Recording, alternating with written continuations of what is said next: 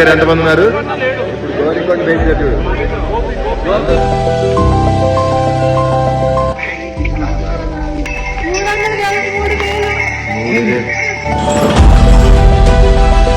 అయితే స్టార్ట్ అయితే మధ్య స్కిప్ అయ్యా. ఇదిగో ఇప్పుడు బయటకు వెళ్ళాడు, కూర్చొని మ్యాగీ తింటాడు. అదిగో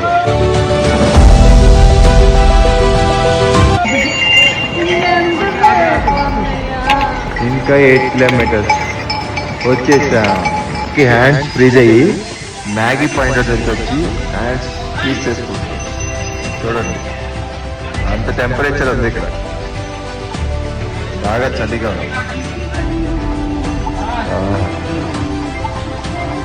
ఫైనల్లీ పైకి రీచ్ అయ్యాం. అది కష్టం మీద ఇక్కడ మంచి కొండలు వ్యూ చూస్తే మాత్రం మైండ్ బ్లోయింగ్. చూడండి నా బ్యాక్ సైడ్ కనిపిస్తుంది కదా, ఎంత బాగుందో. ఒక ఫ్రంట్ సైడ్ చూపిస్తాను.